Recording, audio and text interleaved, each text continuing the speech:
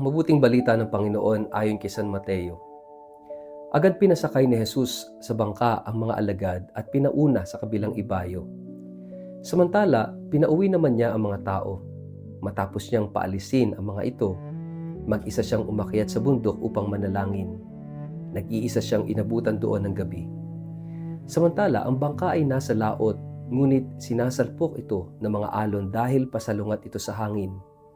Na madaling araw na'y sumunod sa kanila si Jesus na naglalakad sa ibabaw ng tubig. Kinilabutan sa takot ang mga alagad nang makita nila na may lumalakad sa ibabaw ng tubig. Multo, sigaw nila. Ngunit nagsalita agad si Jesus at sinabi sa kanila, "Huwag kayong matakot, ako to." Sinabi ni Pedro, "Panginoon, kung ikaw talaga yan, papuntahin mo ako dyan sa kinaroroonan mo sa ibabaw ng tubig." Sumagot siya, "Halika." Mula sa bangka ay lumakad si Pedro sa ibabaw ng tubig papunta kay Jesus. Ngunit nang mapansin niya na malakas ang hangin, siya'y natakot at nagsimulang lumubog. "Panginoon, sagipin niyo ako," sigaw niya. Agad siyang hinawakan ni Jesus. "Bakit ka nag-alinlangan? Napakaliit ng iyong pananampalataya," sabi niya kay Pedro. Pagkasakay nila sa bangka, tumigil ang hangin at sinamba siya ng mga nasa bangka. "Tunay nga pong kayo ang anak ng Diyos," sabi nila. Ang mabuting balita ng Panginoon. Word of the day, hear what God has to say.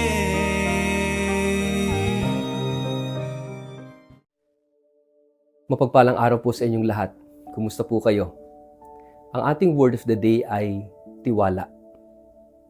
May isang katotohanang hindi natin maiiwasan sa ating buhay.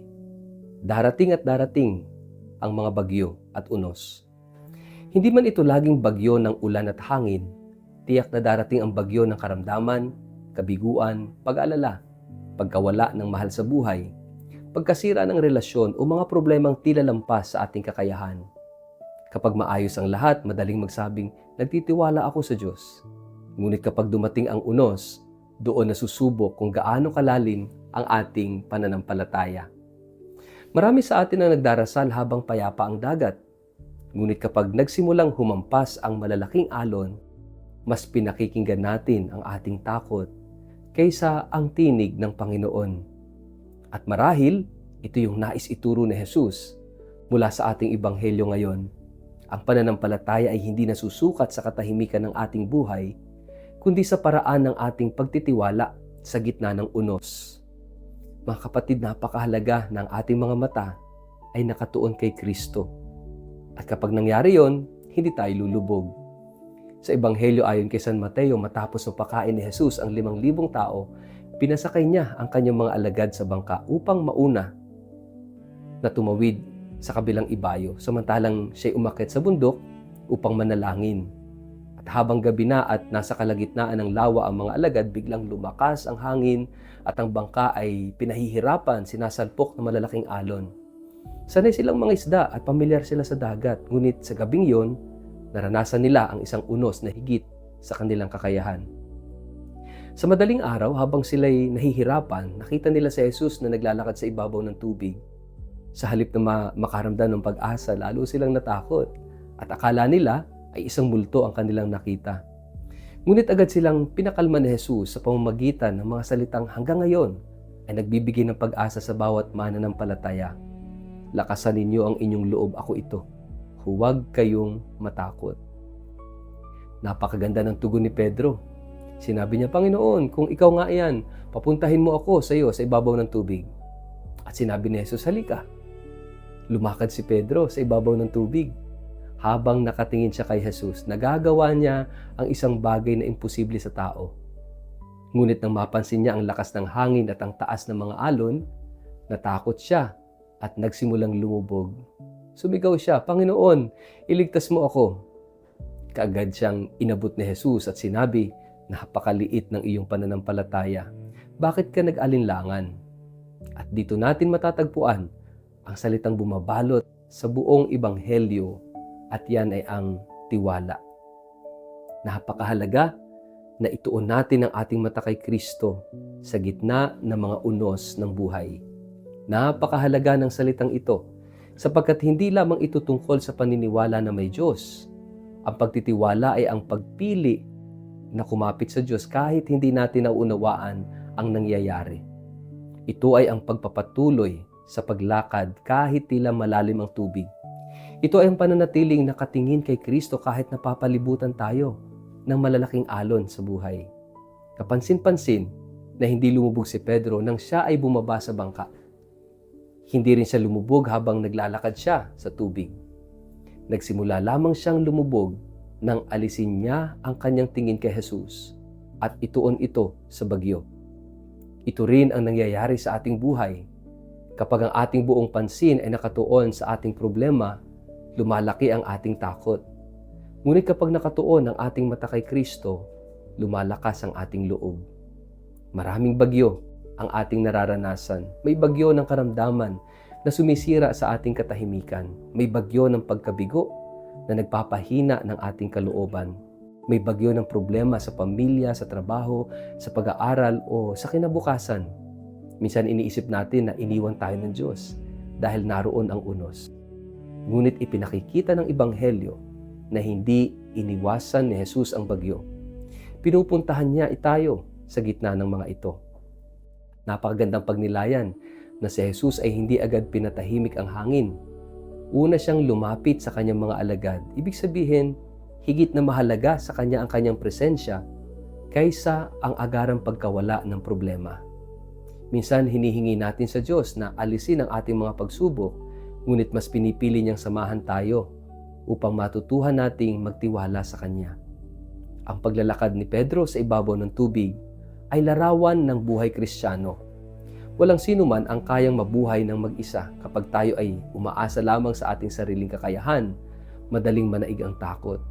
Ngunit kapag hinayaan nating si Kristo ang maging sentro ng ating buhay, nagagawa nating harapin maging ang mga bagay na dati ay akala natin imposible. Mga kapatid, ang pinakadakilang himala ay hindi yung paglalakad sa tubig, kundi ang kamay na umaabot kapag tayo lumulubog. Kapag naririnig natin ang kwentong ito, kadalasan ang pinakahinahangaan natin ay ang paglalakad ni Pedro sa ibabaw ng tubig. Ngunit marahil hindi iyon ang pinakamahalagang himalang nangyari. Ang pinakadakilang himala ay ang katotohanang hindi pinabayaan ni Jesus si Pedro nang siya ay lumubog sa tubig. Hindi niya sinabi, ayan, kasalanan mo yan. Hindi niya siya pinagalitan bago siya tulungan. Hindi niya hinayaang malunod siya upang maturuan ng leksyon. Kaagad siyang umabot. Kaagad niyang inabot ang kamay ni Pedro. Ganito rin ang Diyos sa ating buhay. Minsan tayo nanghihina, minsan tayo nagdududa, minsan nawawala ang ating tapang at tila lumulubog tayo sa takot at problema. Ngunit kapag sumigaw tayo tulad ni Pedro, Panginoon, iligtas mo ako. Hindi na nanatiling nakatingin lamang si Jesus mula sa malayo. Agad siyang umaabot. Ang tunay na himala ay hindi dahil hindi tayo kailanman lulubog. Ang tunay na himala ay dahil hindi tayo kailanman hahayaang lumubog ng nag-iisa. Mga kapatid, napakahalagang panatilihin natin ang ating mga mata kay Kristo. Kaya ngayong araw na ito, tandaan natin yung salitang tiwala. Yung pagpapanatili natin ng ating tingin kay Kristo kahit sa gitna ng mga unos ng buhay. Maaring may bagyong kinakaharap ka ngayon, maaring puno ng pag-aalala ang iyong puso, maaring tila walang kasiguruhan ang iyong kinabukasan, ngunit huwag mong hayaang ang iyong mga mata ay manatili lamang sa lakas ng hangin at sa taas ng mga alon. Itaas mo ang iyong paningin kay Kristo. Siya pa rin ang Panginoon ng dagat. Siya pa rin ang Panginoon ng iyong buhay. Sa bawat panalangin, sa bawat misa, sa bawat pagtanggap ng mga sakramento, at sa bawat maliit na hakbang ng katapatan, mas lalo mong matututuhang magtiwala sa Kanya.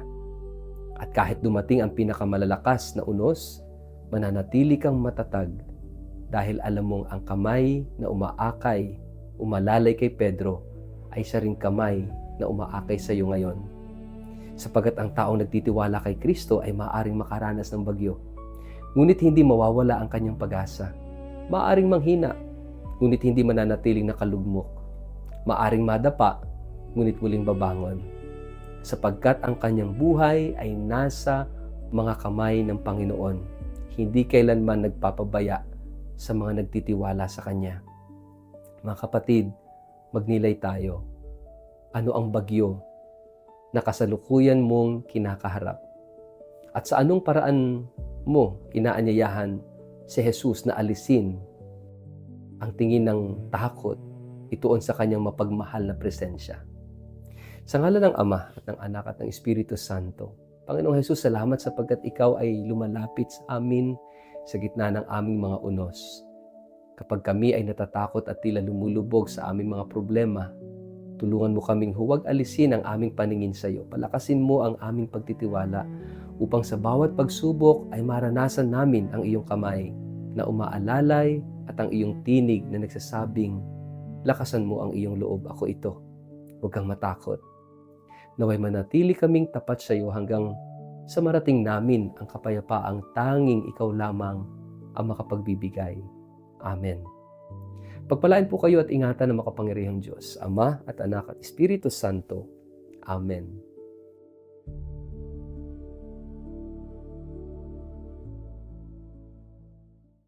Maraming salamat po sa inyong panonood. Kung ang ating Word of the Day ay naging daan upang kayo'y mapalapit sa Diyos, magkaroon ng pag-asa o makatagpo ng inspirasyon sa inyong buhay, inaanyayahan ko po kayong i-like, i-follow at i-subscribe ang ating channel. Huwag din pong kalimutang i-click ang notification bell upang lagi kayong maabisuhan sa bawat bagong pagninilay, katisismo at iba pang nilalaman na makatutulong sa ating pananampalataya. Isang maliit na pakiusap din po, kung maaari, huwag ninyong i-skip ang ating mga advertisements na lumalabas sa mga videos. Ang munting panonood ninyo ng mga ito ay malaking tulong upang maipagpatuloy natin ang ating adhikain ng online evangelization, ang pagpapalaganap ng salita ng Diyos sa mas marami pang tao sa pamamagitan ng makabuluhang digital content. Kung nais pa po ninyong maging kabahagi ng misyong ito, maaari ninyo kaming suportahan sa iba't ibang paraan. Moral na suporta sa pamamagitan ng pag-like, pag-share at pag-komento sa ating mga videos. Espiritual na suporta sa pamamagitan ng inyong mga panalangin upang patuloy tayong gabayan ng Panginoon sa gawaing ito. At kung nais ninyo ring magbigay ng pinansyal na suporta, malaking tulong ito upang mapabuti pa natin ang kalidad ng ating mga kagamitan, produksyon at mga programang naghahatid ng mabuting balita sa mas maraming tao. Sama-sama nating ipalaganap ang liwanag ng salita ng Diyos sa digital na mundo. Muli, maraming salamat po sa inyong pagmamahal, pagtitiwala at patuloy na pakikiisa sa misyong ito. God bless you at magkita-kita po tayo muli sa susunod na episode ng Word of the Day.